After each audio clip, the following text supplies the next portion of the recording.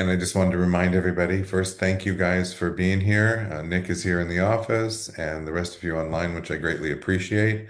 I do want to remind people that if you do happen upon this video, because I will put it up onto our YouTube channel. If you happen to come across this video and you are not a member of the Legends of Real Estate, please remember that the discussions that take place here are discussions amongst those agents and policies related to the Legends of Real Estate. If you stumble upon this and are unclear, please make sure you check with your brokerage. Otherwise, this is an open discussion between agents of the Legends of Real Estate. So that's my disclaimer. Anything anybody wants to throw out before we get started on this? Okay, I see a couple more people popped in. The as-is contract that we'll be reviewing should be in the chat. And again, at any point, please don't hesitate to open the conversation. Going to go ahead and share the contract, hopefully the right one. Okay, no, wrong one. Let's see. Oh, maybe I can just do it from here. To get to here. And I'm going to go just into the contract itself. Where is it? There we go. All right. I'm just going to go into the contract here. I'm going to keep it open here because I can make notes for you if we need to, or I can also type in things. All right. So we are going to focus on the as-is contract. If you're at any point, we've been seeing a few more brokerages start to use the standard contract. First way that you know that you're looking at a standard contract is if you receive it electronically and there are 14 pages. So 14 pages would be the standard contract.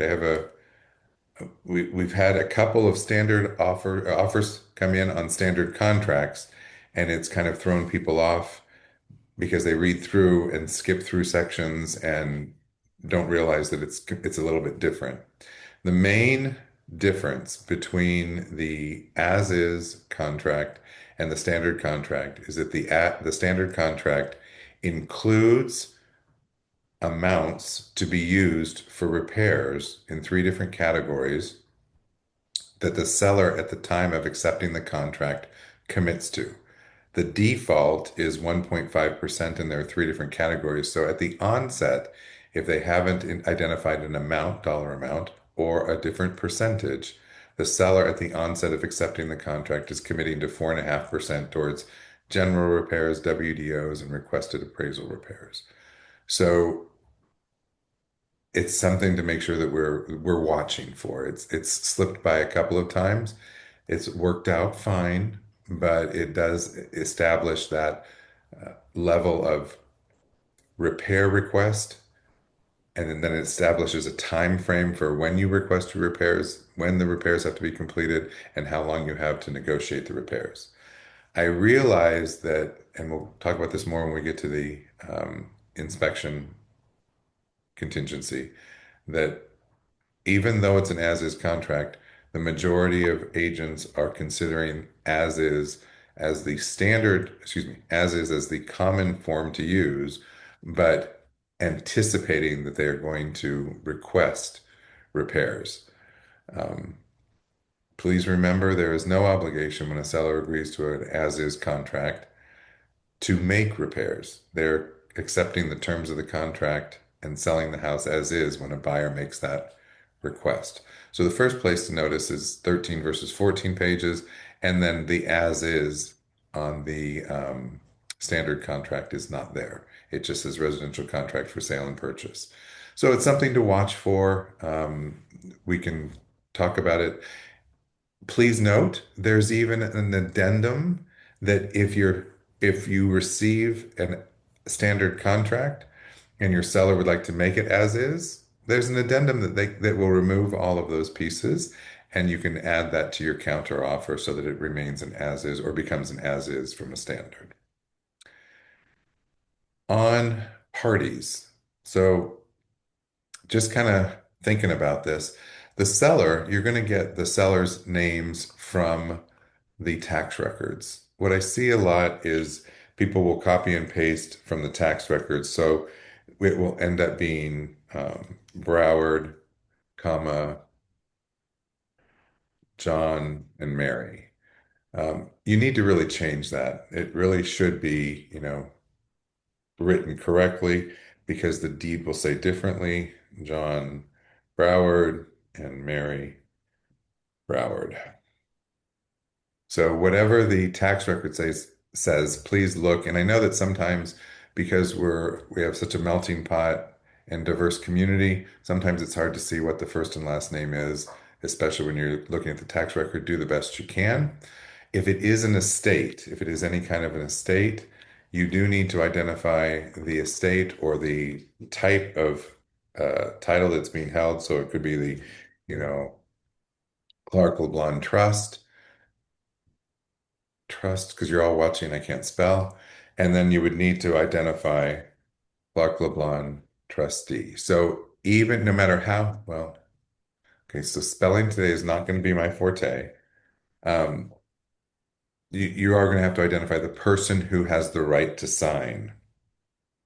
So please make sure that if it's a trust, if it's an estate, the person that has the right to sign also has to be identified. We see a lot that they'll say, okay, it's the Clark LeBlanc Trust, but not the person who has the right to sign.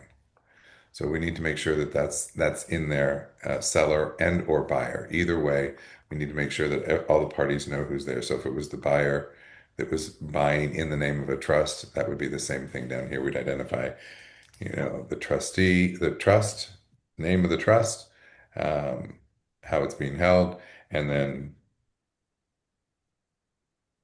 the person who has the right to sign.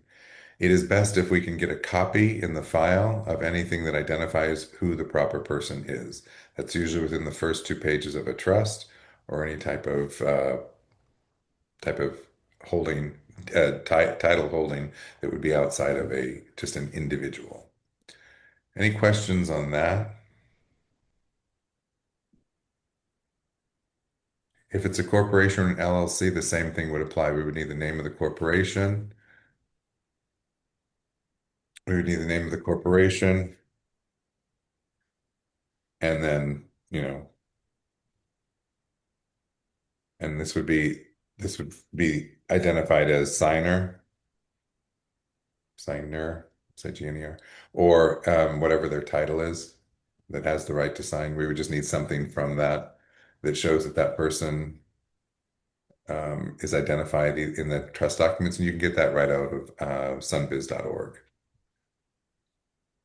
Any comments there you guys want to add? Concerns? A couple things I do want to mention as we get further into this. This document here is different from what we were used to in a lot of ways. But one of the major ways that this is different, and I can't emphasize this enough, is in this document, there are 28 places that indicate that something must be in writing or written. I can't emphasize enough how important it is to make sure things are in writing.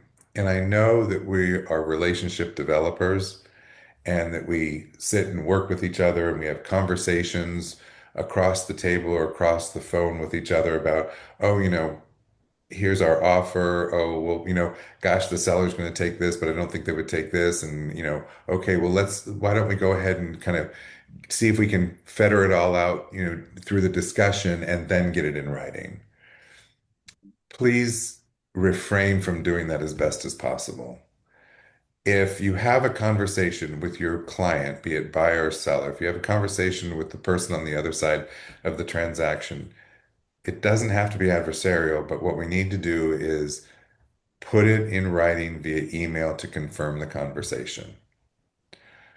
So, hey, Nick, thanks for your time today. Just want to make sure we're both on the same page. It sounds like, these repairs would be acceptable. I'll discuss it with the buyer and get back to you, and we'll put it into a request for repairs. Everything really needs to be in writing. Article 9 of our Code of Ethics talks about making sure that it's in writing. This document says it 28 times about something being in writing or written, a responsibility to make that happen. And it's good follow-up for us. And it's best if you can make those communications flow through app files, or at least if you're having an email conversation, tag the app files as a BCC or a CC on that email so that that email goes into that app file. And notice I'm talking about emails. Heaven forbid that something went further and there was somebody upset about something. Texts don't always hold up because they can be deleted and changed. So it really needs to be email. Even if you guys are having the conversation via text, it's a really good habit to make it an email confirmation.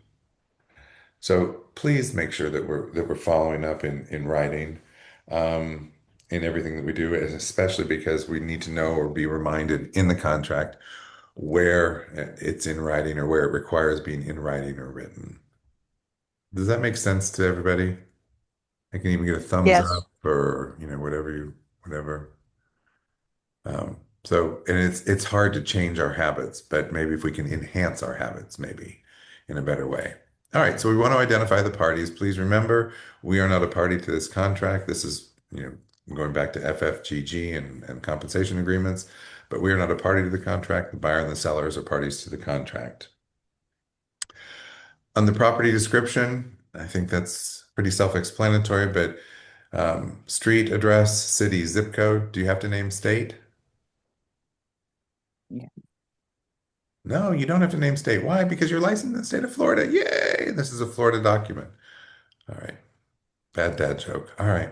Located in the county, please make sure you have the right county and the tax ID number. All are available to you through the tax record attached to a listing, or if it's a property that you're working with to list, please go into MMT and you can get all the details of the property there. And then the real property description. This is the legal description. If it is longer than what can fit on these three lines, please don't hesitate to say see attached, and under additional terms, say see legal description or legal description, and just attach a legal description. That would be large parcels, multiple parcels that are being sold as one unit, would probably be the best thing to use there. If you have the availability to go to the deed, which you should be able to connect to the deed through MMT, um, you can use that to help with the legal description for copy and paste. Copy and paste is great. Just make sure it all gets on there. Together with all existing improvements. So this identifies further that the property includes all the improvements, the fixtures, built-in appliances. So this is a little different from what we used to see. There was that list that we moved into that personal property checklist, but built-in appliances, built-in furnishings, attached to the wall, carpeting and flooring, these are all considered real property. And unless they're specifically excluded, then they would be remaining with the property. Any other personal property unless excluded in this paragraph or by other terms of this contract, the following items which are owned by the seller and existing on the property as of the date of the initial offer, as of the date of the initial offer. Remember that avocado green refrigerator that was there and then goes away, even though your buyers really wanted it, as long as it was there on the initial offer, it should stay are included in the purchase. This includes ranges, ovens, refrigerators, dishwashers, disposals, ceiling fans, light fixtures, drapery rods, and draperies. So this is one of those ones that has changed over time. It was drapery rods. It was the actual drapery rods that would stay, but not the draperies. Now it's saying drapery rods and draperies. So if the carpet matches the drapes, then we probably need to make sure that, and they want them all, they just need to make sure that they say that they're not staying. Blinds, window treatments, smoke detectors, garage door openers, thermostats. We'll get into the smart section later, but if they are smart thermostats, anything that's smart, like smart door locks, smart thermostats, those items need to be cleared out upon leaving the property so that there's no infringement. There's no possibility of other people who had codes getting into the house. Doorbells, television wall mounts, not televisions, but television wall mounts, and television mounting hardware. So it's not like they can just take the mount off and leave it. They've got to leave the hardware too. Garage door open, or excuse me, security gate and other access devices, mailbox keys, storm shutters, storm protection items, and hardware. So this is all considered personal property that would be considered staying. Any other personal property. So if by chance somebody wants some of the furnishings and the buyer wants some furnishings and the seller is willing to leave the furnishings, that's fine. That should be done away from the transaction. Those types of items should be done in a bill of sale, either with zero or whatever the amount is that the parties are agreeing to. It is something that should be done for tax purposes. Also, you don't want it influencing the appraisal, so you'd want to make sure that any personal property like that would be addressed outside of the transaction. Personal property included has no contributing value. You can identify a couple of things here. I still recommend anything like furnishings that would be remaining or agreeing to stay be negotiated or being managed through a bill of sale. And then the following items are excluded. This is again where you want to make sure that when you're touring the property and you know what the buyer and the seller are looking at, and especially when you're listing the property, to potentially exclude if there's, a tree that's been planted and you can see a plaque there that says in memory of Fluffy, do we want to take the tree or do we want to leave the tree and just take the placard? If it's something that someone wants to take and it's planted, it needs to come out of the ground and be put into a pot. And things that are potted don't stay. So if a buyer is looking and there's big, huge pots, my brother-in-law had big, huge pots of plants, and all of those had to go. All those had to go. He was thinking, oh, I'll leave these. They're pretty, they're nice. Well, the buyers didn't want them. He had to take them. So we had to move them. We had a situation with sago palms once where two sago palms were there and flanking the walkway. And the seller took them the day before closing. And when the buyer got to the house after they'd already seen them during their walkthrough, was a little concerned that they were gone. Well, those were $3,000 each. Amazingly, they appeared back in their spots. But just be careful, make sure that you have that open discussion, not only with the seller when you're walking through the property, but with the buyer when you're talking to them about what they want. And if they're identifying objects that they think are going to stay, make sure you're clear on what they expect and then make sure it's included here. Any situations you want to cover there or anything we want clarification on there? Okay. Purchase price works a little bit differently here than we were used to, but by now we should be used to this. This is the actual purchase price. Whoops. So we would be putting the purchase price in here at the very top. Then we identify how they're paying for it. So what's their initial deposit? Is it going to be accompanying the offer? Since we do not have an escrow account, if it's your buyer, it would most likely be done within a certain number of days of acceptance. 3 is common. It's the default. I know that people like to use defaults and just let it fill in for them and not put anything here. Even if you're using the default, please fill in the blanks. It helps everybody know what the intention truly is. It's something that you then have to go over. So if it's, $20,000, then great. If they're getting a 90% loan, so that would be 630,000, they would be getting a loan for 630,000. Is that correct? 9 times 7, 63. Okay. I'm trying to make it simple for my brain, but anyway. And then 700 minus the 630, 70 minus 20. So they would be bringing 50 to closing, right? Does that make sense to everybody? This should never be TBD. I've seen this a lot lately. TBD. Either because someone doesn't put in closing instructions or they're just not sure. Remember, a binder goes where the buyer would like the binder to go. The buyer has no obligation to put the binder with the company that's closing it. Is it easier? Absolutely.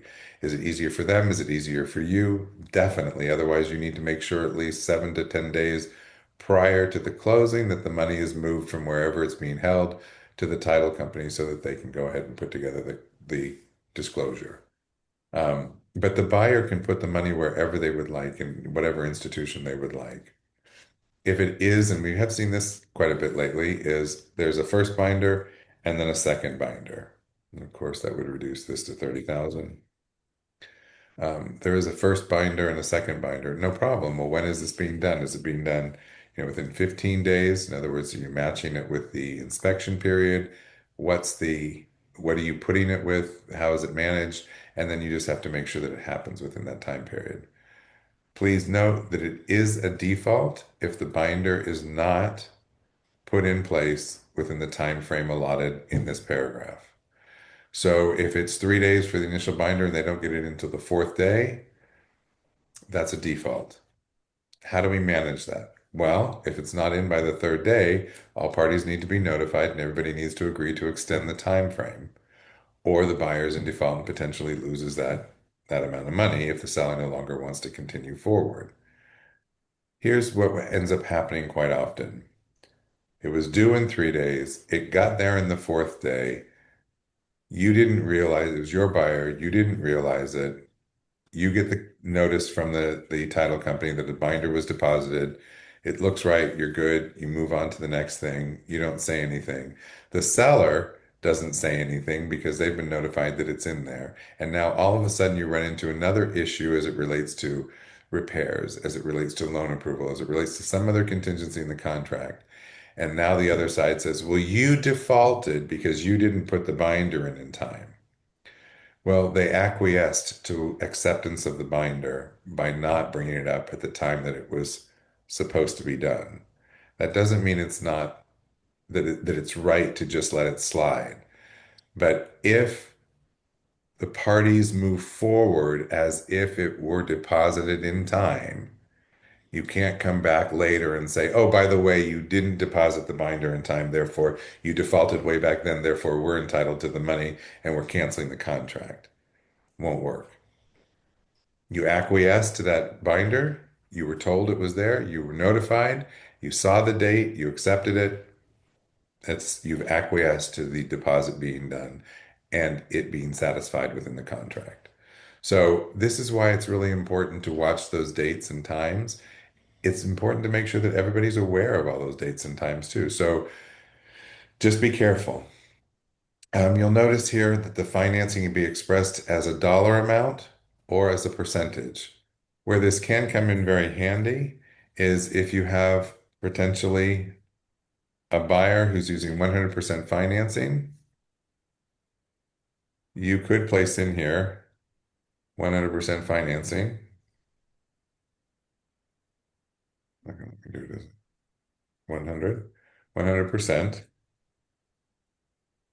right? And then they've got zero that they have to bring to closing. And even if they have a $20,000 binder, that binder would go towards their closing costs and prepaids. So remember, the only time that these numbers don't add up is if it's 100% financing, and that would be in what situations, VA. potentially? VA. VA USDA. and USDA. Thank you, Joanna. Yeah, VA and USDA are the two times that you can get 100% financing. I realize now that in conventional it's up to 95.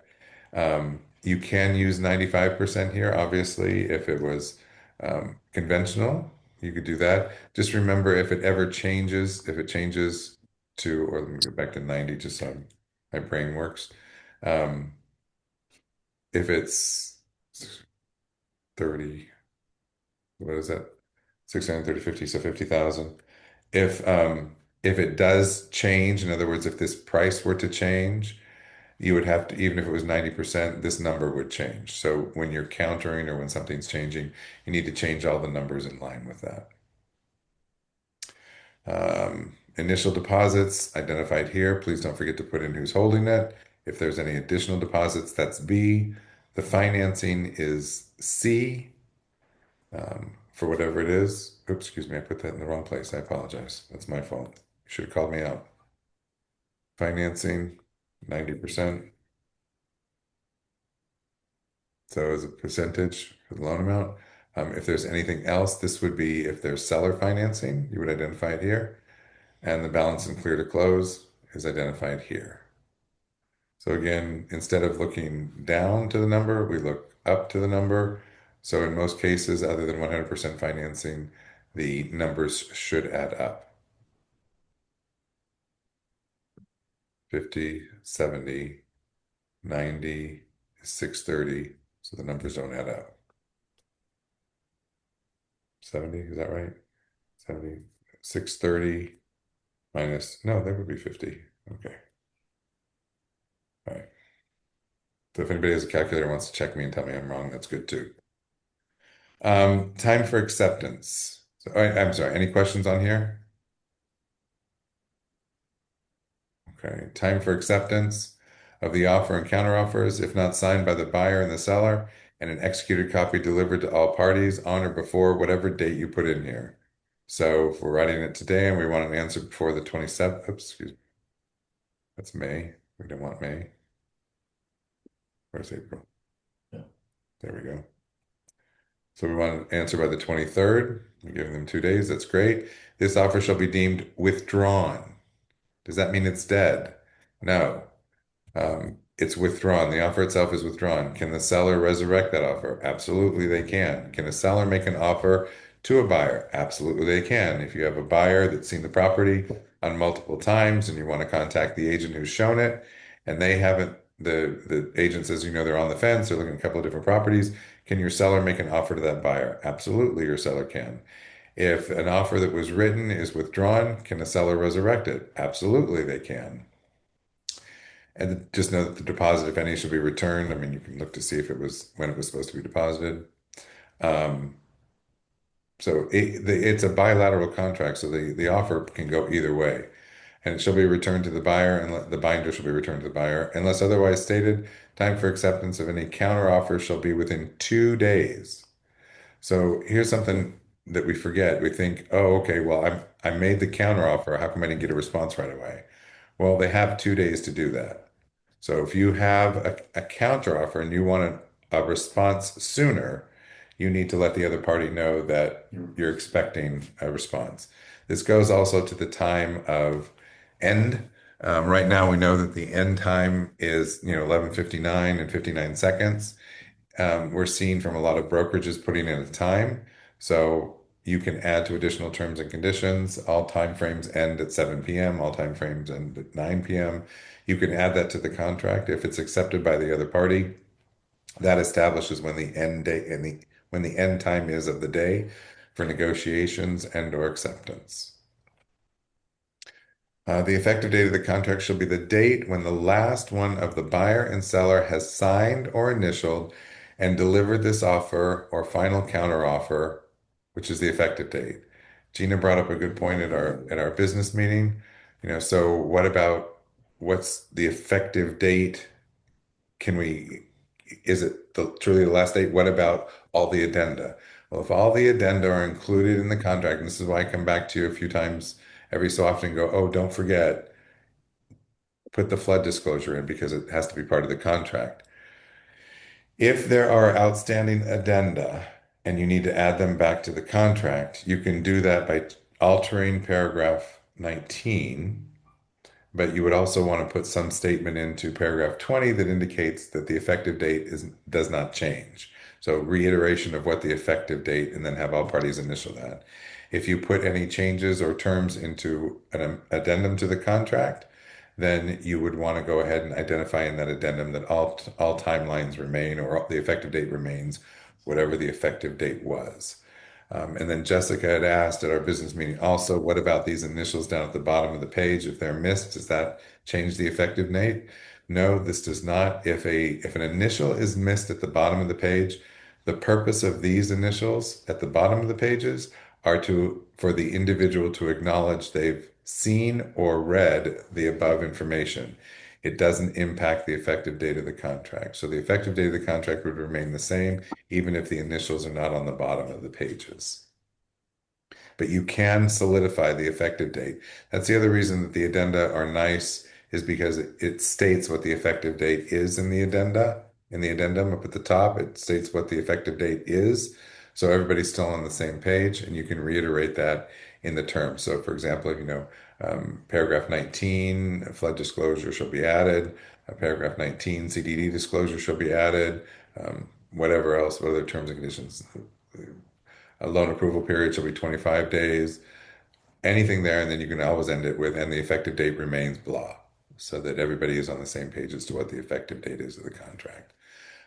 But if an addendum is required and an addendum is in there, we must have the addendum as part of the contract. And if it doesn't get executed till after this contract has been executed, it can change the effective date of the contract.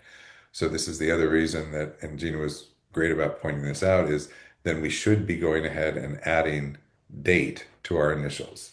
So when you select date and you put the dates, excuse me, when you select initials and you're putting initials onto the pages, to have them put the date on them or to have them put at least one date if there's two parties, that would be the end date or that would be the date if we're changing the effective date. Anybody want to bring up anything on that?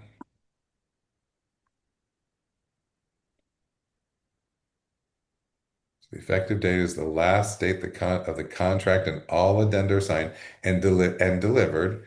But here's the thing, and that was, I think that was, I can't remember if it was Gene or Anthony that mentioned this the other day. So is it if it's done today, but I don't send it back until tomorrow, is now day one. So today's Tuesday. So if I don't send it to you today, if it's all executed and the last date is here, but I don't deliver it back to you until tomorrow because we didn't sign till 11 o'clock tonight and you don't get it till tomorrow, as long as they sent it, the effective date would be today. Even if they sent it tomorrow, if they go back and look at the dates, it would still put the effective date as today. So you got to go by the dates.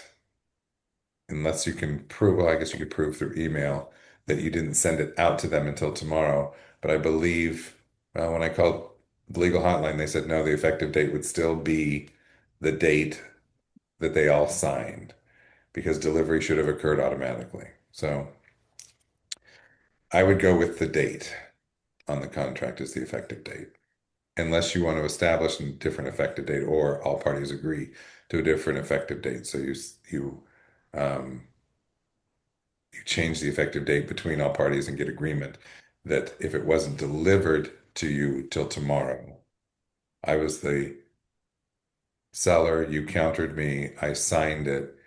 I signed it today, but I didn't send it back to you tomorrow. If I had communicated with you in any way that we had agreed to that, even via phone, that would set today as the effective date. So I would still go by the date. I guess that's why they told me that it's still the date, the last date that you can see on the contract. Um, Unless modified by other provisions of this contract, the closing shall occur on whatever date you identify.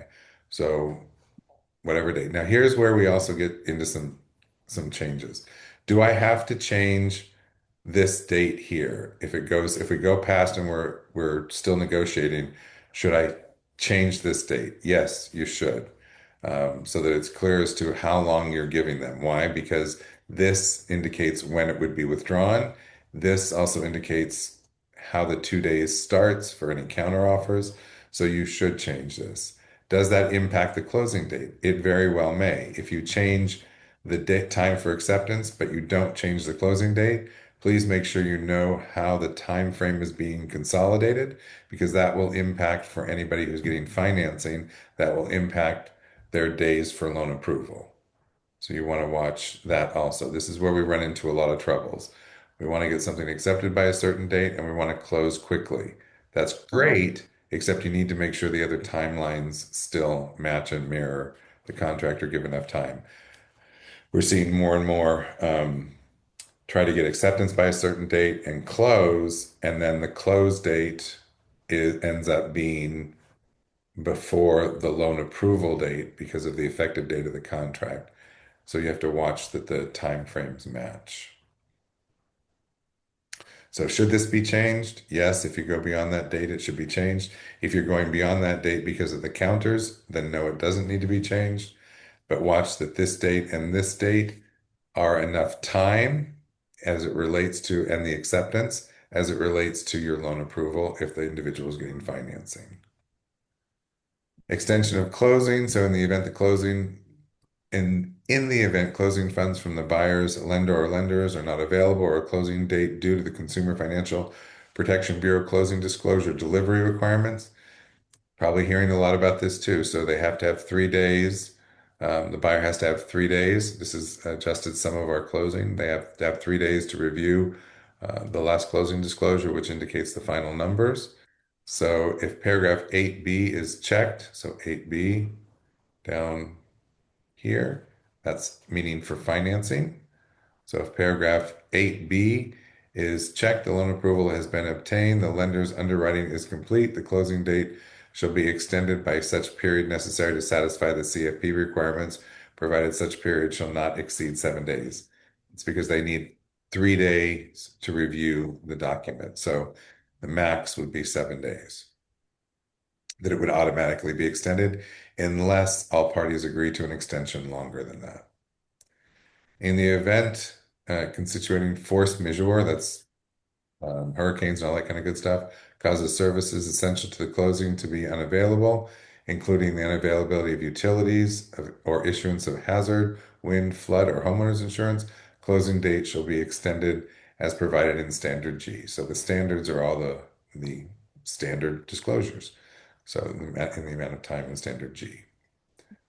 So that's if any hurricane or anything were to hit the land where we would not be able to do a closing. In other words, because possibly um, electric is not working or something was damaged, you can't have the closing, then it would be for the time frame allotted. And I believe it's 10 days after utilities are restored, within 10 days to close, according to Standard G. Occupancy and possession, unless paragraph 8, or excuse me, 6B is checked. So 5, 6 down here, property is subject to leases.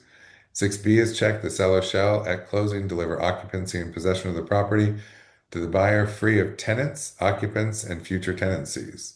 Also, at closing, the seller shall have removed all personal items and trash from the property and shall deliver all keys, garage door openers, access devices, and codes as applicable to the buyer.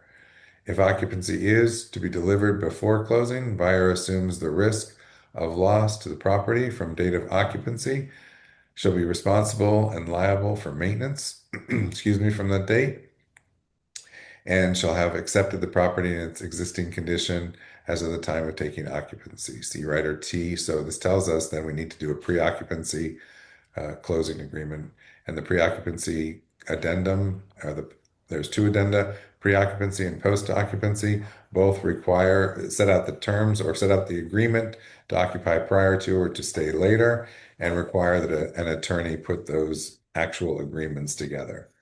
The closing attorney that you're using, if it's your listing, should be able to go ahead and put those together for you.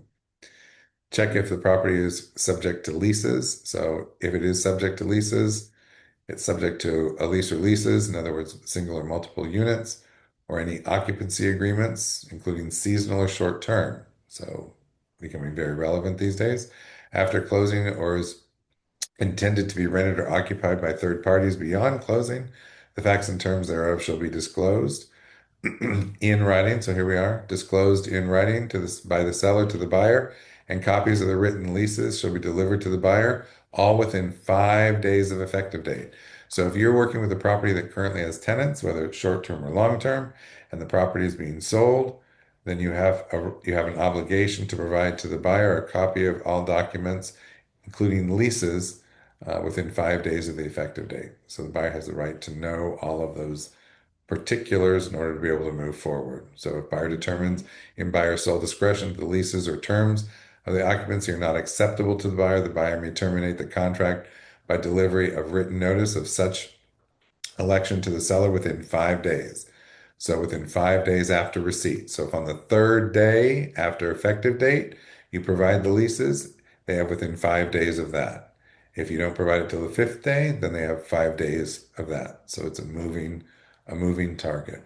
Buyer shall be refunded the deposit, thereby releasing the buyer and the seller from all further obligations under the contract. The estoppel letter or letters and seller's affidavit shall be provided pursuant to Standard D, except that the tenant estoppel letters shall not be required on seasonal or short-term vacation rentals. If property is intended to be occupied by the seller after closing, see Rider U, which is the post-closing addendum. Remember, there were two. There's T for pre-closing and U for post-closing. Sorry, did I say post-post? T for pre and U for post. And again, the attorney should put those agreements together and then it should be executed by all parties. Assignability. Okay, we're seeing more and more. The default here is that if no box is checked, then the buyer may not assign this contract. We're seeing a lot more people do this. May assign, but not be released from liability under this contract. This is used quite frequently when a buyer may be considering buying or writing the contract in their own name, but would like to take the name take the title in the name of a trust when it actually comes to closing. So that would be may assign, but not be released from liability under this contract. May not assign this contract would be if the buyer is the buyer, the buyer is taking title in the buyer's name, and they're going to go ahead and close. If you get something that says may assign and thereby released from any further liability, this could potentially be an investor or a warehousing company that's taken the property and is attempting to sell the property prior to closing and have a simultaneous closing or back-to-back closing on a property. So to be aware, this is greater liability for the seller under the first option. The second and third options are just saying, hey, we're taking responsibility. We just may move it into the name of a trust or some other entity, or I'm not doing anything. I'm just going to go ahead and buy it in my own name. Much for that. Haven't seen as many of these, but they're starting to pop up a little bit more um, to assign and be released. So watch for that. Anybody experience one of those? Yes, I did. Yes, I You did did. also. Who was that second person? Gina. Oh, okay. And it worked out okay, or Yeah, it was my buyer. He started it in his name and then wanted to close as an LLC instead of in his name. okay, so that was the second option? Yes, correct. Okay. Jessica, was yours the first, the second, or the third? Mine was the first option, and it was on a contract from a buyer to our seller for the vacant land. We ended up negotiating the term to may not assign, and they agreed. Okay, great. Thank you. So you're seeing it, and then two great ways to handle it, two great ways to understand what they're trying to do. All right, financing. So here we are under financing. We've said that we want to buy the property. We've said how much we want to pay for it. Now we have to determine, are we buying it via cash, which is a nice thing when you have that capability, and or B, that's a contract that's contingent upon financing. So the contract is contingent upon a certain number of days, which is from the effective date, which is the loan approval period. So it identifies it right here as the loan approval period. So whatever this number of days is the loan approval period. And here again is where we have some challenges. We leave things blank because it says we'll fill this in. So it automatically fills it in with 30. We need to look at this. When did we try to get acceptance? And when do we plan on closing? So here we're looking at roughly 28 and 7. So we're looking at 35 days. Everything should be pretty well sewed up at least 5 days before closing. So check your days. I'm seeing more and more. We would see a lot of issues with the closing date being before the loan approval period. That changed a lot when we went to 30 days from 45 as the default. But now we're seeing a lot more, again, people trying to do closings a little more quickly. And we're seeing either very tight timelines where the loan approval period is the same day as closing. This gives you no room to make any changes. It gives you no room to make any iterations or adjustments in the contract. especially if the loan approval day is the same day. I mean, you get sellers potentially moving, buyers wanting to have their loan approval on the exact same day that they close. It's really not a good business practice. You should have at least 5 days before you close to ensure that everything is kind of laid out. Did they get their loan approval? Was there anything that needed to be addressed? That kind of thing. So really watch those timelines because there's a lot that you're seeing that has to be in writing or has to be written as you kind of move through this process. So if left blank, then 30 days after the effective date, which is the loan approval period, the buyer is obtaining approval of okay, so we're getting a little confused, not confused, but a little starting to just check boxes and put things in. So buyer obtaining approval of a conventional, an FHA, a VA, or other type of a loan, which is a mortgage loan for purchase of the property for a check one fixed or adjustable rate in the loan amount seen in paragraph 2C. So that's in that description.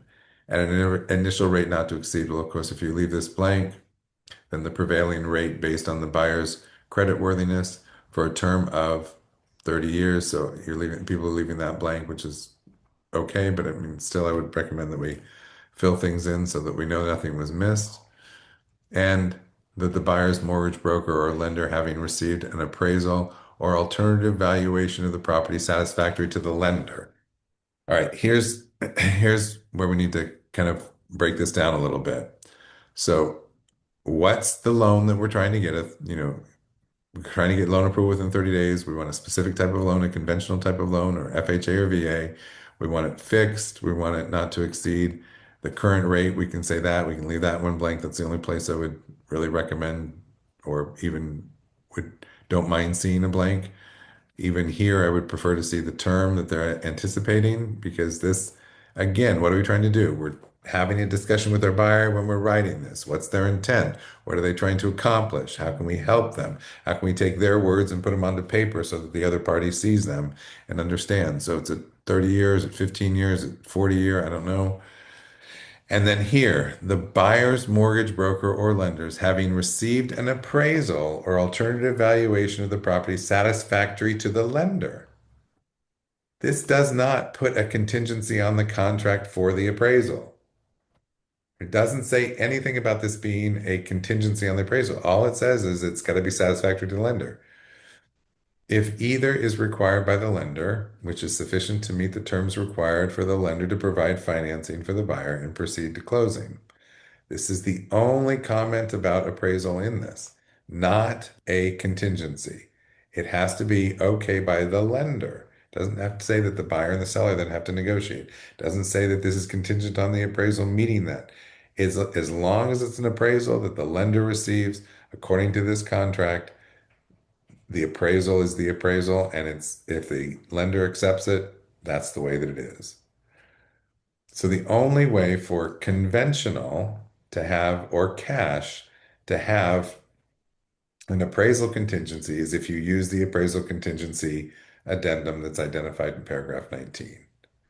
With FHA and VA, you're required to use the FHA VA addendum, which is also in paragraph 19, and held within the terms of that addendum is an appraisal contingency.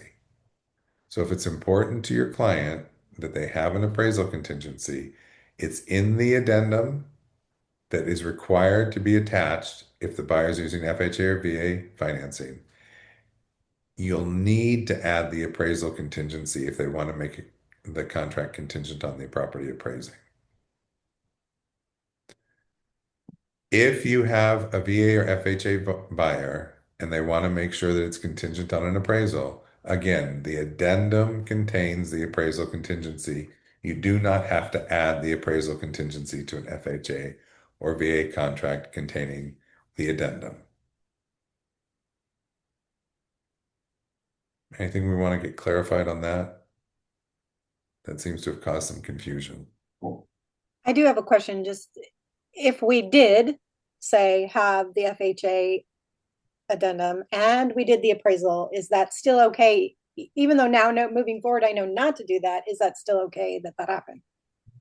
No, it's redundancy and it Okay. provides confusion because they're written in a different way. The FHA-VA requirement for Fannie Mae and Freddie Mac is slightly different from what the appraisal contingency states, so it causes conflict in the contract.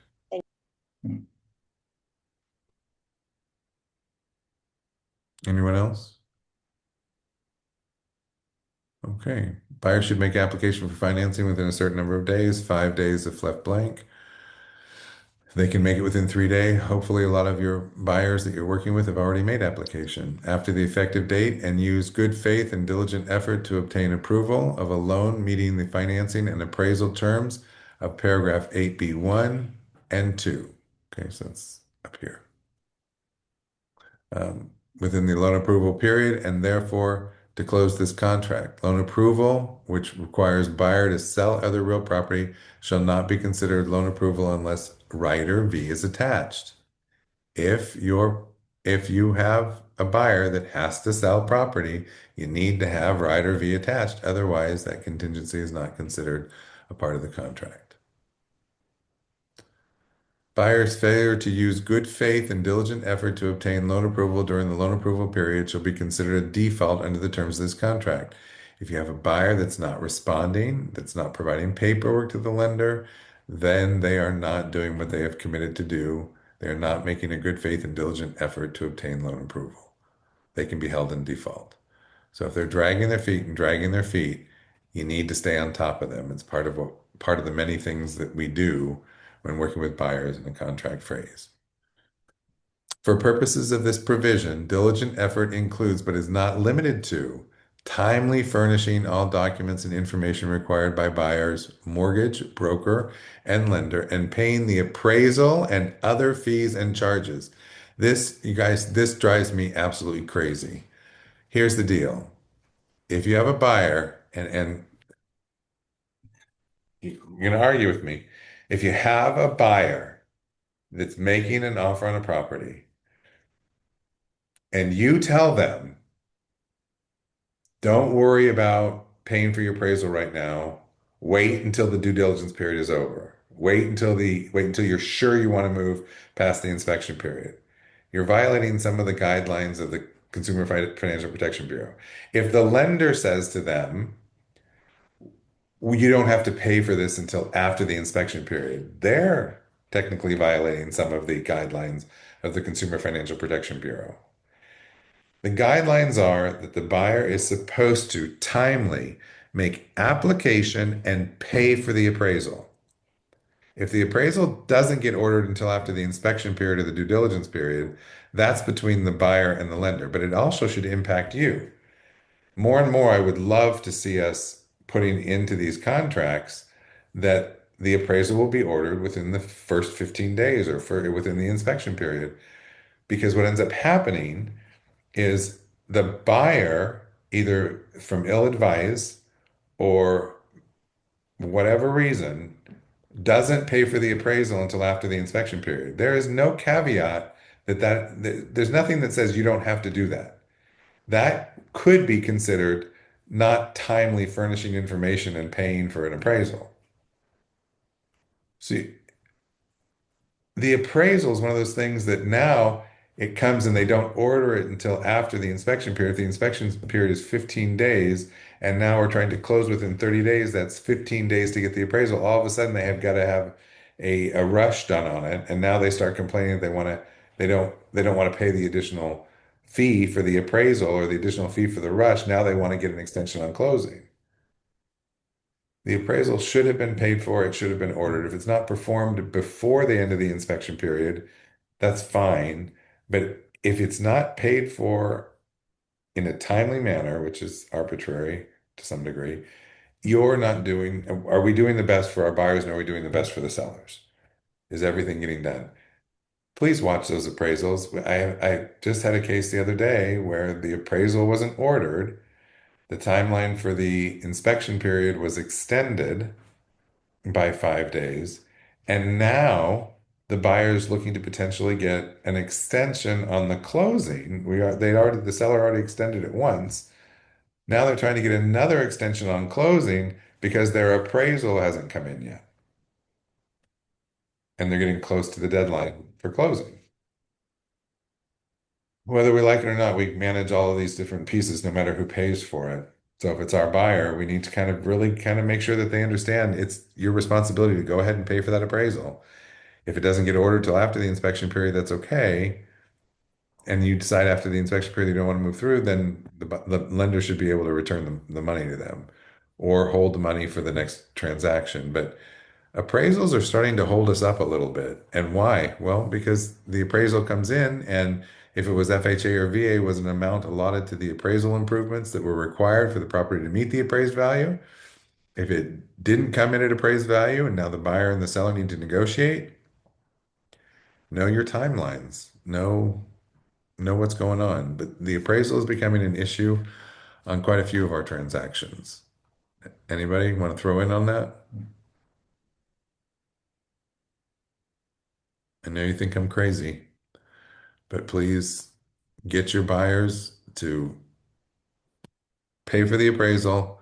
And then if they and the lender decide not to order till after the inspection period, that's fine. But just make sure we know what kind of timeline we've got. The buyer shall, upon written request, keep the seller and broker fully informed. So these phone calls that you're making, is the buyer done this? Is the buyer done that? And you're working with the seller, you need to make sure that your requests are in writing. And broker fully informed about the status of the buyer's mortgage, loan application, loan processing, appraisal, and loan approval, including any property-related conditions of the loan approval. Buyer authorizes buyer's mortgage broker, lender, and closing agent to disclose such status and progress and release preliminary, and finally executed closing disclosures and settlement statements as appropriate and allowed to buyer and or to seller and broker. So we need to make at least that initial request in writing, and we need to kind of keep moving forward on that.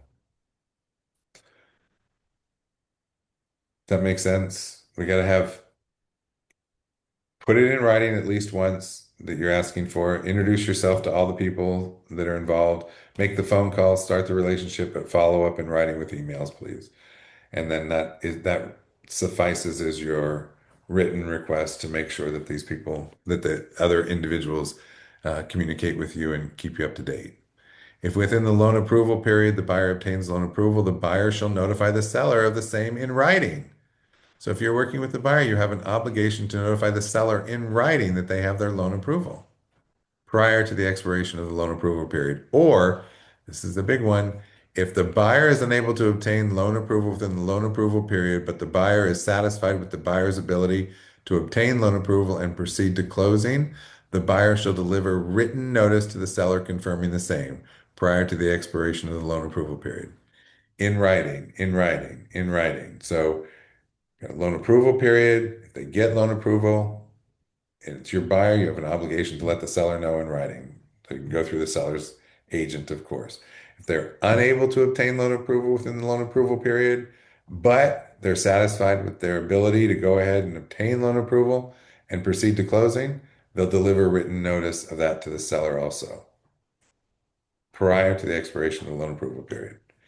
If the buyer is unable to obtain loan approval within the loan approval period or cannot timely meet the terms of the loan approval, all after the exercise of good faith and diligent effort, the buyer may terminate this contract by delivering written notice of termination to the seller prior to expiration of the loan approval period.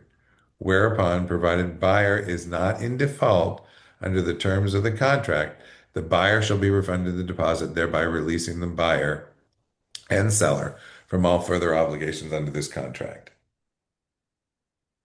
So, in writing, especially when it comes to loan approval, if it's your buyer, you have an obligation to, in writing, provide it to the seller. If you're the seller, if you're working with the seller, you're you have a right to expect confirmation of their loan approval in writing prior to the end of the loan approval period. You also have a right to reach out in writing and request updates on the loan approval. But notice this, if the buyer fails to timely deliver any written notice provided for in paragraphs 8b, 3, or 4, it's the two that we just went over, above to the seller prior to the expiration of the loan approval period, then the buyer shall proceed forward with this contract as though paragraph 8A, as though it were paragraph 8A cash above had been checked as of the effective date. Provided, however, the seller may elect to terminate the contract by delivering written notice of termination to the buyer within 3 days.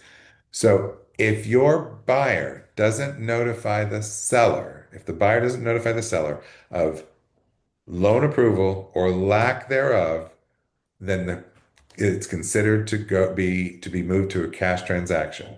And if within 3 days of that loan, if the seller doesn't have notice by the end of that loan approval period, within 3 days, they can cancel the contract, right? They can cancel the contract in 3 days after expiration of the loan approval period, and provided the buyer is not in default, the buyer shall be refunded, or excuse me, sorry, written notice provided that paragraph 8 being the buyer thereafter fails to close the contract, the deposit shall be paid to the seller unless failure to close is due to seller's default or inability to satisfy other contingencies of the contract. So if we don't have it in writing, buyers assumed to be moving forward as cash, but the seller decides because they have a backup offer, they want to go ahead and cancel this. They can cancel within 3 days of the loan approval period without written notification and keep the binder. That's big. That's very different. Property related conditions of the loan approval, specifically the appraisal, have not been met unless such conditions are waived by other provisions of this contract, in which events the buyer shall be refunded the deposit, thereby releasing the buyer. Okay, so notice here, it's talking about excluding the appraisal valuation, specifically excluding the appraisal valuation. If you didn't make the appraisal a contingency and they're not FHA or VA buyers, the appraisal contingency at that point cannot be an issue because it wasn't done by the end of the loan approval period. See how this in writing and written kind of becomes um, imperative that we know what we're thinking about? Questions on that, please? Feedback. Let's get it out there because that's very different. Anybody? Yes, I have. Okay, go ahead, Jessica. For this section, is there specific language that we should use for in writing? When you're asking for updates or when you're notifying, I mean, Yes, like it from should, buyer to seller.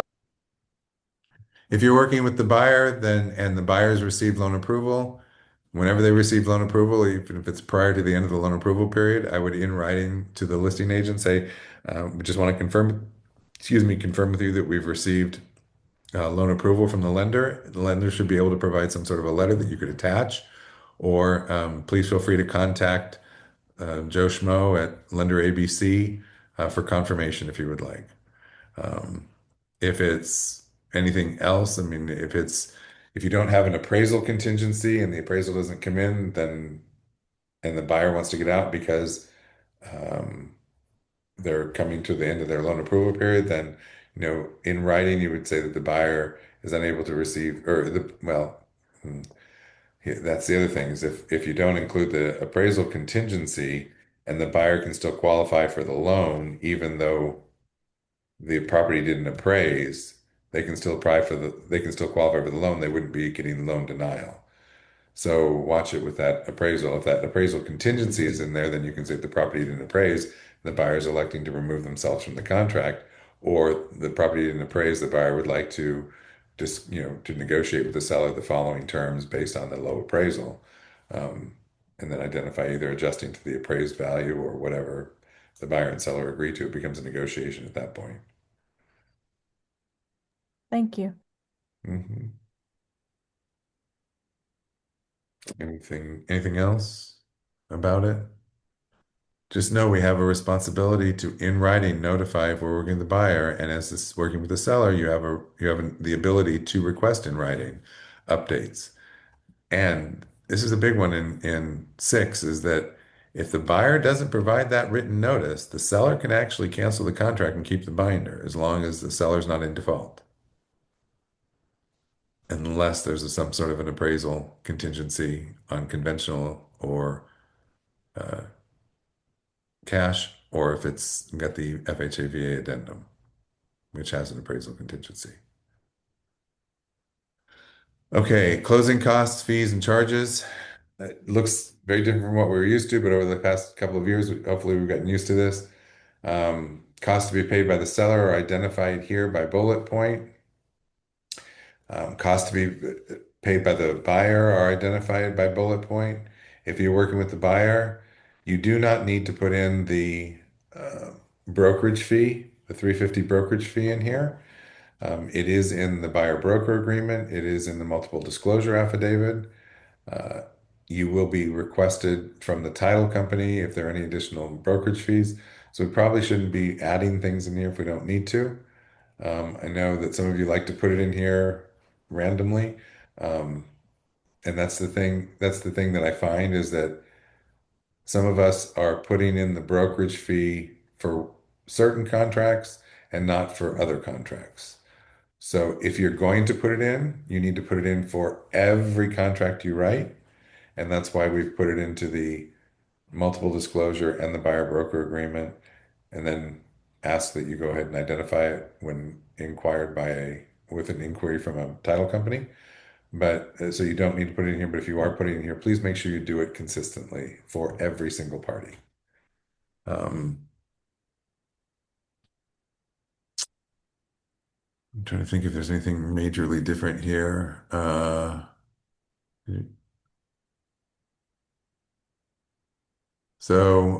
Under the seller costs, just that paragraph under there is new, is a little different. If prior to closing, the seller is unable to meet the as-is maintenance requirement as required in paragraph 11, a sum of 125% of estimated costs to meet the as-is maintenance requirement shall be escrowed at closing. If actual costs to meet the as-is maintenance requirement exceed escrowed amount, the seller shall pay such actual costs.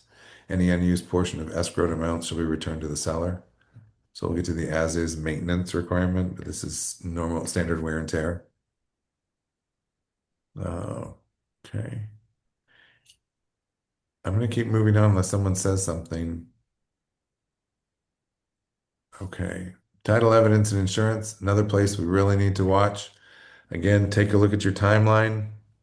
Title evidence, and there's a difference here between cash and financed. So watch that. Just be aware of that. Title evidence, at least a certain number of days if left blank, then 15, or if paragraph 8A cash is checked, then 5. So 15 days before the closing date or 5 days before the closing date if it's cash. And I see a lot of people, even with cash, just put in 15. So you can, I mean, that's fine. You can put in 15. Just make sure it matches your timeline. A title insurance commitment issued by the Florida licensed title insurer with legible copies of instruments listed as exceptions attached thereto, which is the title commitment. And after closing an owner's policy of title insurance, which is identified in Standard A for terms, shall be obtained and delivered to the buyer. If the seller has an owner's policy of title insurance or other evidence of title covering the real property, the seller shall furnish a copy to the buyer and closing agent within 5 days of the effective date. So if you have a copy of it, they know they have they already know that they have title insurance. Um, Again, most of the time, title companies have access to that, so they help with that. Um, but the owner's title policy premium and title search, which are collectively known as the owner's policy, and charges shall be paid as set forth below. So this is where we choose buyer pays, seller pays. Closing services shall have the meaning ascribed to that term in section 627.7711 of the Florida statutes, where each party shall bear their own closing services fees payable to closing agent or such other providers as party may select. Okay, so part of the reason this is in there is because a lot of title companies are charging both sides now. for title searches. So each side gets their own fee. So this covers that and their ability to do that. Otherwise, what we're going to be identifying here is who's paying for the closing agent and excuse me, for the owner's policy and charges, which were identified up here related to the title insurance. So we're identifying here, either the seller will pay or the buyer will pay. We don't have to worry about three because we're not in the Miami-Dade Broward regional provision area. So either the seller's going to pay or the buyer's going to pay. There are a couple of brokerages that are using the buyer shall designate, and that's so that they can dictate to have their own title company do the closing. Unless the seller has an issue with that, I don't think there are any major issues or major adjustments. But usually you can see this. There's a couple brokerages again that are pushing this to the buyer, and they don't ask for compensation. They just use Form FF. And what we've seen is that in many cases it's so that their title company, which benefits them financially, is the one to do the closing. And we've seen that they tend to charge a little more to the buyers, which is their option, uh, than other companies do. So that gives them a little more control of the contract if they're representing the buyer. Um, and you can decide how you want to manage that with the seller or with your buyer. Any comments on that, that what you've seen or heard, or if you've experienced one where the company was paying for on your listing, they wanted the buyer to pay for it? You've had that? Oh, you have that on one right now, don't you? Or did that close already? No, that closed already, but Okay. we also had that one with that investor. Yeah. Yeah. So it could be another brokerage if it's an investor not using representation, that could also be. Survey at least 5 days prior to closing. The buyer may, at the buyer's expense, have the real property surveyed and certified by a registered Florida surveyor. Not a problem. This one gets missed a lot. Home warranty. At closing, the buyer, the seller, or it's not applicable, shall pay for a home warranty plan issued by a certain warranty company. What I have seen very interestingly recently is I've seen the agent name and then 210 home warranty. Remember, spelling is not a requirement today for $800. Um, what this usually indicates is they're getting a kickback from the home warranty company. Um, I will say one seller responded with, "Oh, well, why is their name there?" And I said, "Oh, probably because they're getting a kickback." Okay, great. Well, then I'm going to negotiate the compensation more. Like, you have every right to do that. So watch that. It's interesting to see how that's all playing out, but it'll usually identify. But there is no default here, folks. So whatever the intent is when you're working with a buyer, please fill this in. If you receive an offer and there is nothing filled in, this needs to be part of your counter if there is one, or it needs to be addressed somehow. There is no automatic fill in here. Special assessments. How is any special assessments going to be covered? At closing, the seller shall pay the full amount of liens imposed by a public body. Public body does not include condominium or homeowners associations. Public body is usually some sort of city organization that are certified, confirmed, and ratified before closing. The amount of the public body's most recent estimate or assessment for an improvement which is substantially complete as of the effective date, but that has not been resulted in that, but that has not resulted. Okay, reading is not fundamental today, but that has not resulted in a lien being imposed on the property before closing. The buyer shall pay all other assessments. If special assessments may be paid in installments, the seller shall pay, or the seller shall pay in full. The seller shall pay in installments, seller shall pay in full prior to closing. Seller shall pay installments due prior to closing. The buyer shall pay installments due after closing. Make the selection, but we do have that if neither box is checked, then option A is checked. But please know the intent. By seeing you put marks in either of the locations, I at least know that you've probably gone over it with the customer. So that's the good part. They need to understand what their responsibilities are going to be. The other part is the lender does see this, so they'll see, is it going to be paid in full or not? If you don't fill it in, they know this is the automatic fill in. That can impact their ability to be able um, to get the loan approval. Disclosures. Rate on gas. Rate on gas is naturally occurring. Permits disclosure. So I've seen this, people put in permits into additional terms. It's already covered. Permit disclosure. This is why knowing this contract is so important. When you start to write other things in additional terms, you could potentially be creating a conflict within the term that's already been established. Plus, you could be seen as moving into the realm of attempting to act as an attorney. So, permits disclosure, except as may have been disclosed by the seller to the buyer. In a written disclosure, the seller does not know of any improvements made to the property which were made without required permits or made pursuant to permits which have not been properly closed or otherwise disposed of pursuant to the Florida statutes. So this already covers permits. The document already covers any open permits too. Mold is naturally occurring. We're in Florida. Shocker, surprise. Flood zone elevation certificate. Okay. Buyer is advised to verify the elevation certificate which flood zone the property is in, whether flood insurance is required by the buyer's lender, and what restrictions apply to the improving the property and rebuilding in the event of casualty. If the property is in a special flood hazard area or coastal barrier resources act designated area or otherwise protected area identified by the U.S. Fish and Wildlife Services under the Coastal Barrier Resources Act, and the lowest floor elevation for the building or buildings and/or flood insurance rating purposes is below minimum flood elevation or is ineligible for flood insurance coverage through the National Flood Insurance Program or private flood insurance, as this is a run-on sentence, as defined by Florida statute, no, excuse me, 42 USC, a buyer may terminate this contract by delivering written notice to a seller within a certain number of days. If left blank, then 20 days after the effective date.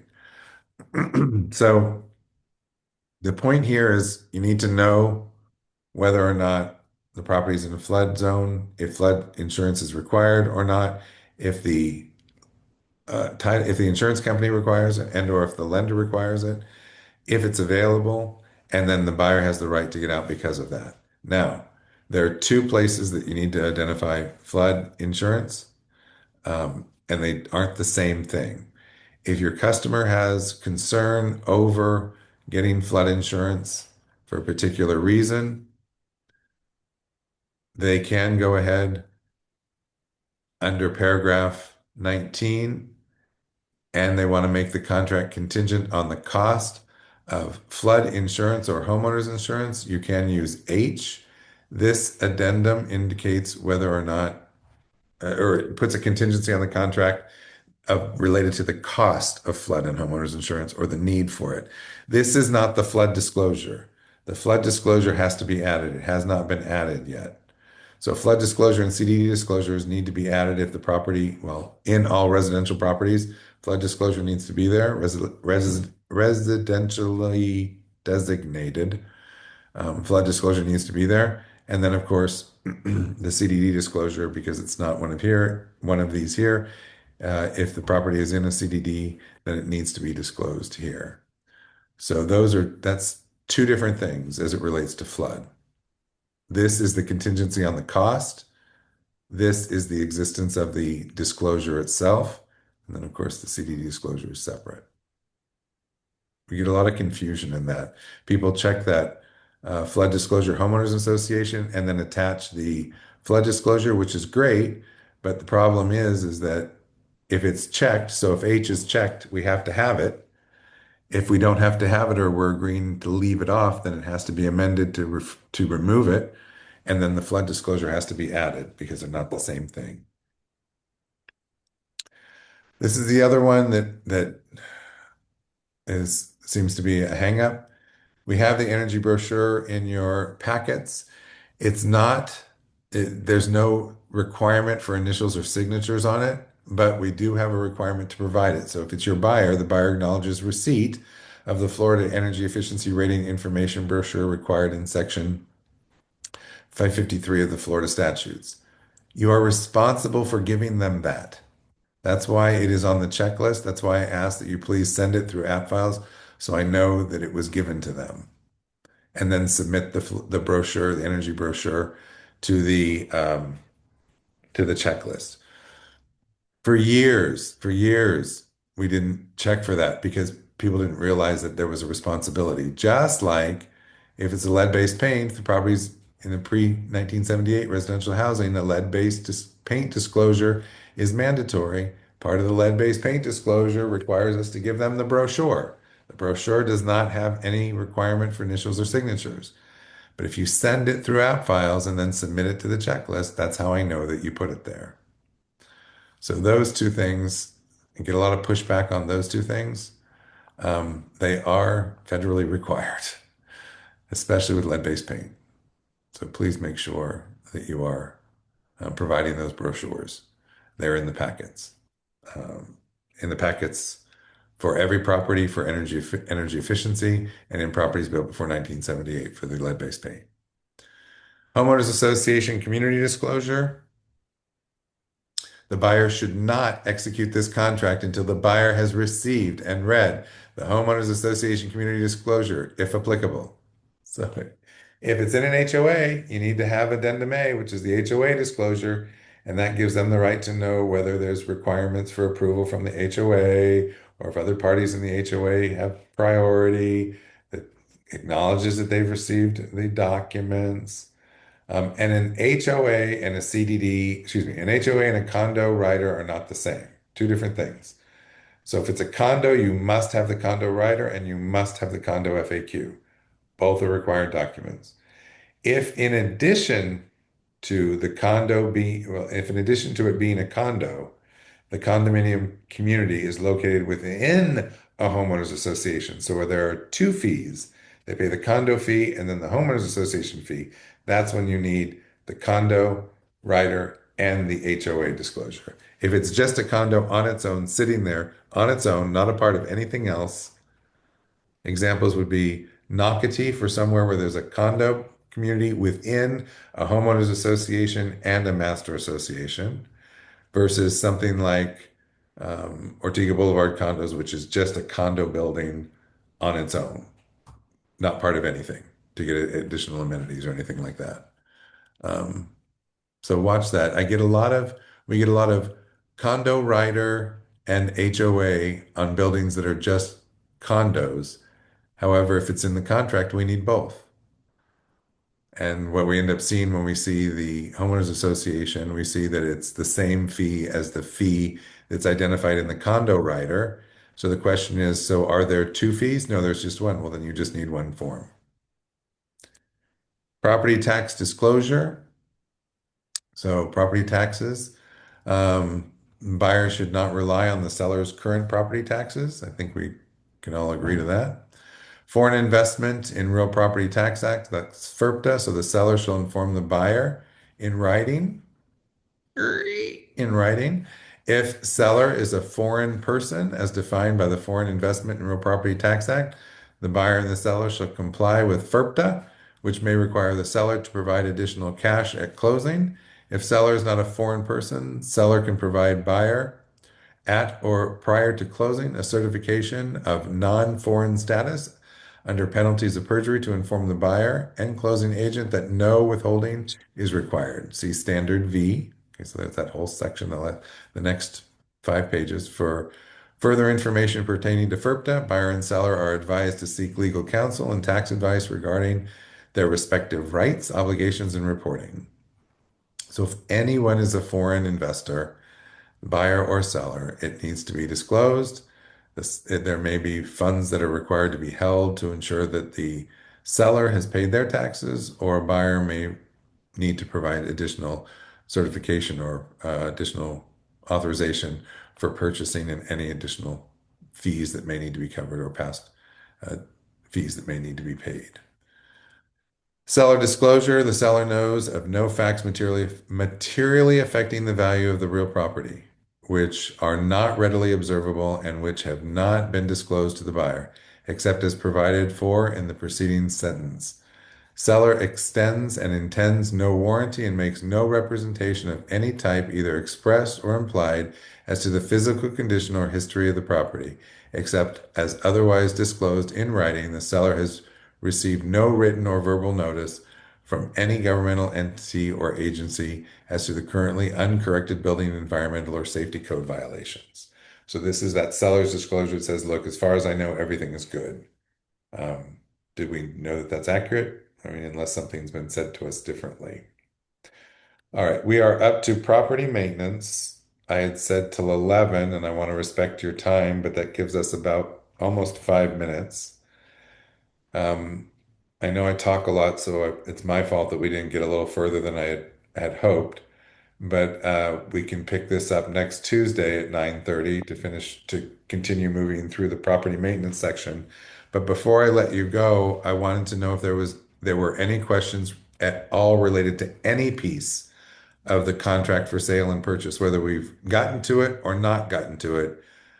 Because if you came in with a certain expectation to get a question answered, I want to make sure that we at least have an opportunity to get those questions posed.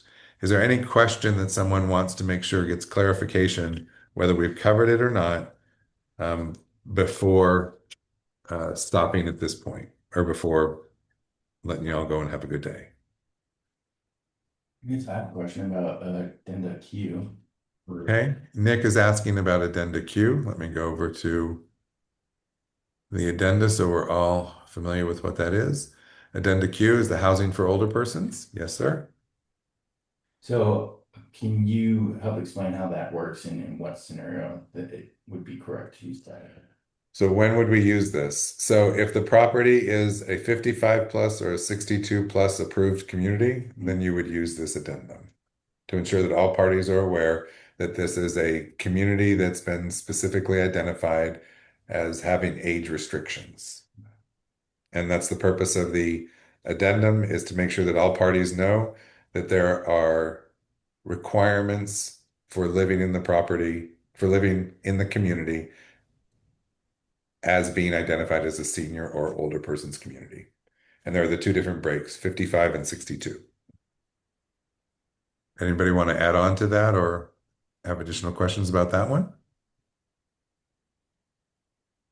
How about other questions for clarification, examples? Hi, Clark. It's Faith. Hey, Faith. Hi, good morning. Hey, I have a quick question on counters. Yes. Um, so say if you have a purchase and sale contract, like this, and the buyer submits it to the seller, and then they come back and they do not sign the as-is contract, but they do give you, um, a counter addendum, and sign that. Okay. Is it so after they sign that, should the buyer come back with another counter offer, like addendum, or update the as is and go from there since the seller did not sign the as is contract? Okay. Great question. So the way that it should work is I'm working with the buyer. I submit an offer to the seller.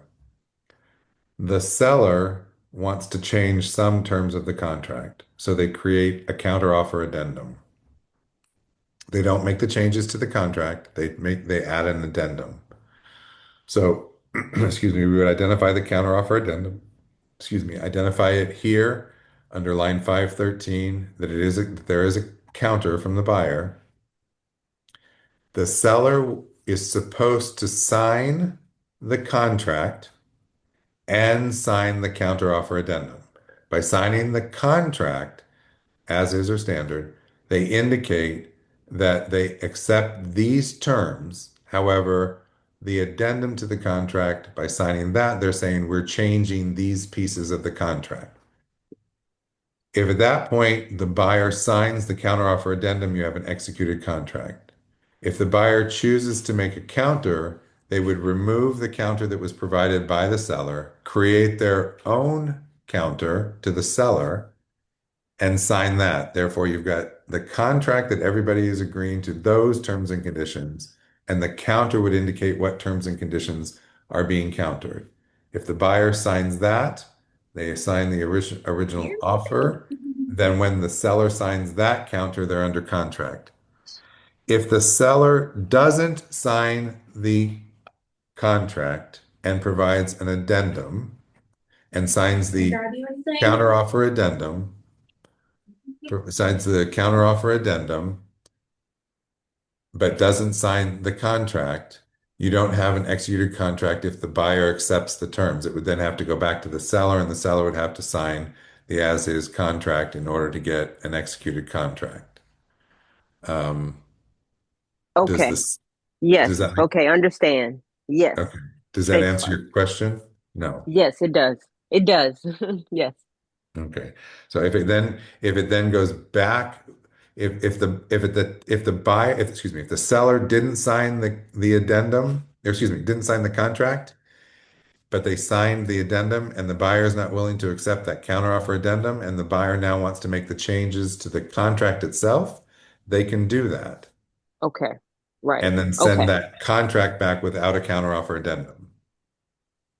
Got it. Okay. Thanks, Clark. Yeah, again, though, especially encountering, it is so important to have everything in writing. So if you have a verbal discussion with another realtor or your client, make sure that you confirm the desires in writing and share it with everybody.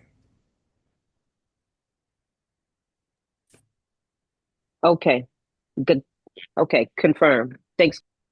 Okay, no problem. Anyone else? Anything else we want to make sure gets covered before I set you free? I know it's a lot of detail and I only allotted an hour and a half, but if we go much longer, I'm afraid people are going to get overwhelmed.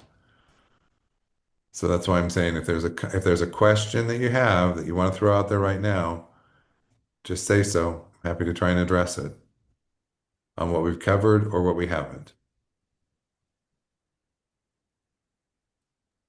I do have Okay. a question. When will we complete, and you may have already stated this, when will we complete the contract?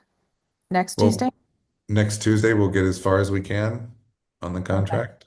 Thank you. Much further? Yeah. Next Tuesday, 9:30.